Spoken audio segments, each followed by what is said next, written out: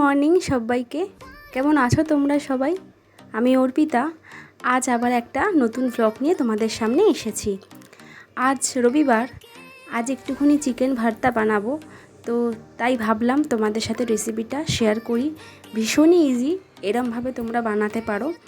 চিকেনটাকে প্রথমে একটু জল, গোটা গরম মশলা, নুন দিয়ে একটু সেদ্ধ করে নেবে। একটা সিটি দিলেই হবে।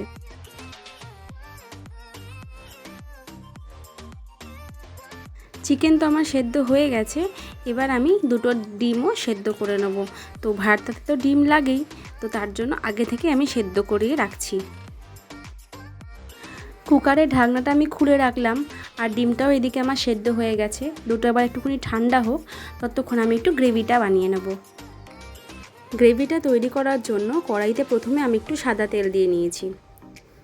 তেলটা একটু গরম হয়ে যাবার পর তারপরে আমি একটু পেঁয়াজ কুচি দিয়ে দিয়েছি। পেঁয়াজ কুচিগুলো বড় বড় করে কাটলেও হবে, কেননা সেগুলো কিন্তু আবার পরে পেস্ট হবে। এবার একে একে আমি একটু নুন, আদা রসুন বাটা আর লঙ্কার গুঁড়ো দিয়েছি। নুনটা তোমরা বুঝে দেবে, কেননা মাংস সেদ্ধ করার সময়ও কিন্তু নুন দেওয়া হয়েছিল।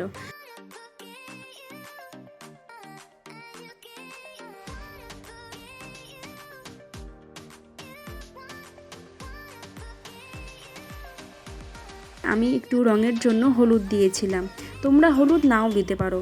এবার একে একে কেটে রাখা টমেটো আর কাজু দিয়ে দিয়েছি। এবার এগুলোকে ততক্ষণভাবে নাড়তে হবে যতক্ষণ না টমেটোগুলো না নরম হয়ে যাচ্ছে। তো তোমরা এবার অল্প করে একটু জল দিয়ে দিতে পারো, যাতে তাড়াতাড়ি করে নরম হয়ে যায়। গ্যাস চাপা দিয়ে করলে এটা তাড়াতাড়ি করে নরম হয়ে যাবে। সপ্তাহের প্রত্যেক দিনই আমার পড়ানো থাকে, আর শনি রবিবার করে আমার ড্রয়িং ক্লাস থাকে, মানে আমি ড্রয়িং শেখাই। তো রোববার দিনকে বিকেলবেলাটুকুনি একটুখানি অফ থাকে, ব্যাস ওইটুকুনি সময়তেই মনে হয় মাঝে মাঝে একটু কিছু রান্না করি। তাই আজকে এই রান্নাটা করলাম আর তোমাদের সাথে শেয়ার করলাম। মাংসগুলো তো সব ঠান্ডা হয়েই গেছিলো, এবার এগুলোকে এরকমভাবে ছাড়িয়ে নিতে হবে। তোমরা একটা কাঁটা চামচের সাহায্যেও ছাড়িয়ে নিতে পারো। আর ছাড়ানো হয়ে যাবার পর আমি এবার ডিমটাকেও কেটে নেব। আর এই যে মাংসের যে স্টকটা রয়েছে, এটা কিন্তু ফেলবে না, এটা কিন্তু আমরা রান্নায় দেবো। এটাতে কিন্তু টেস্টটা আরও ভালো হবে।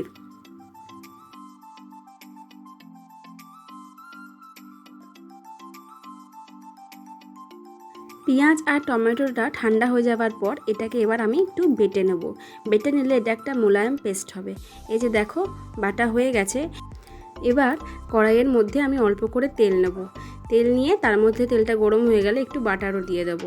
বাটারটা গরম হয়ে গেলে তার মধ্যে অল্প করে জিরে দেবো। তো তোমরা রান্নাটা পুরো বাটার দিয়েও করতে পারো, কোনো অসুবিধা নেই।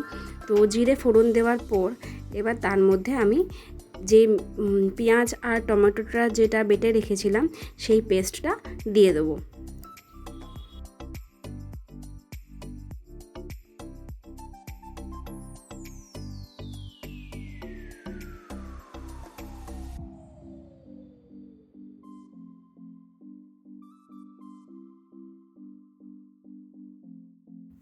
এবার জারটা ধুয়ে সেই জলটাও আমি দিয়ে দিয়েছি, সাথে যে চিকেনের স্টকটা ছিল সেটাও আমি দিয়ে দিয়েছি।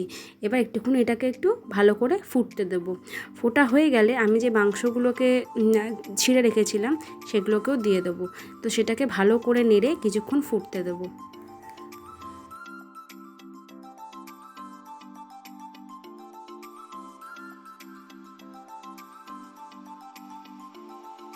নুনটা কম ছিল, তো ওর জন্য আমি একটু অল্প করে পরে নুনও দিয়েছি। তোমরা অবশ্যই একবার টেস্ট করে নিয়ে তারপর নুনটা দেবে। এবার আমি যে ডিমটা কেটে রেখেছিলাম একে একে সেই ডিমটা দিয়ে দিয়েছি, সাথে অল্প করে ধনেপাতা, কসুরি মেথি দিয়ে জিনিসটাকে ভালো করে একটু নেড়ে নেবে। আর হ্যাঁ, তোমরা একটু এখানে গরম মশলাও কিন্তু দিতে পারো, আমি কিন্তু সেটা দিইনি।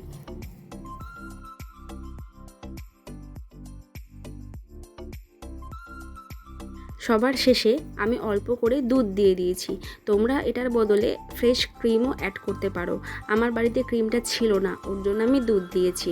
তো ব্যাস, আমার চিকেন ভর্তা রেডি হয়ে গেছে।